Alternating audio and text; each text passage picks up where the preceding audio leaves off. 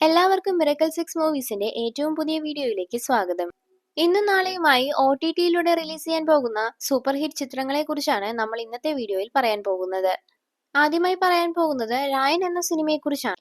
ധനുഷ് നായകനായി ജൂലൈ മാസം തിയേറ്ററുകളിലേക്ക് എത്തി വളരെ മികച്ച പോസിറ്റീവ് റെസ്പോൺസ് നേടിയെടുത്ത ചിത്രമാണ് രായൻ.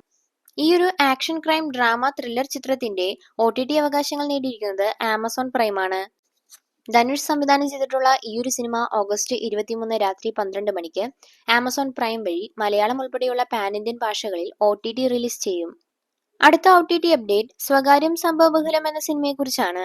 ജിയോ ബേബി, അനു ആന്റണി എന്നിവർ വളരെ മികച്ച പ്രകടനം കാഴ്ചവെച്ച് മെയ് മാസം തിയേറ്ററുകളിലേക്ക് എത്തി പരാജയം നേരിട്ട ഫാമിലി എന്റർടൈൻമെന്റ് മൂവിയാണ് സ്വകാര്യം സംഭവബഹുലം. മനോരമ മാക്സ് OTT അവകാശങ്ങൾ നേടിയിരിക്കുന്ന സിനിമ ഓഗസ്റ്റ് 23 രാത്രി 12 മണിക്ക് മനോരമ മാക്സ് വഴി OTT റിലീസ് ചെയ്യും. അടുത്ത OTT അപ്ഡേറ്റ് വിരാജി എന്ന സിനിമയെക്കുറിച്ചാണ്. വരുൺ സന്ദേശ്, അപർണ ദേവി എന്നിവരാണ് സിനിമയിൽ പ്രധാന കഥാപാത്രങ്ങളെ കൈകാര്യം ചെയ്യുന്നത്.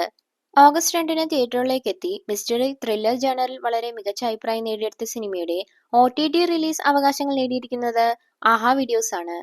ചിത്രം ഇന്ന് രാത്രി 12 മണിക്ക് ഓഗസ്റ്റ് 22 ആഹാ വീഡിയോസ് വഴി റിലീസ് ചെയ്യുന്നതാണ്. അടുത്ത OTT അപ്ഡേറ്റ് കൽക്കി 2898 AD എന്ന ചിത്രത്തെക്കുറിച്ചാണ്.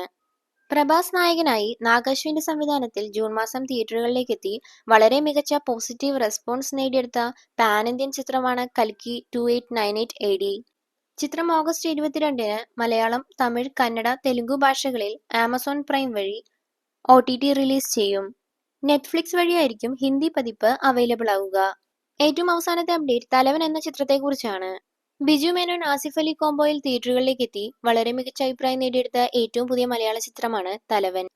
ഇൻവെസ്റ്റിഗേഷൻ ക്രൈം ത്രില്ലർ ജേണറിൽ തിയേറ്ററുകളിലേക്ക് എത്തിയ സിനിമയുടെ OTT അവകാശങ്ങൾ സോണി ലൈവ് ആണ് സ്വന്തമാക്കിയിരിക്കുന്നത്.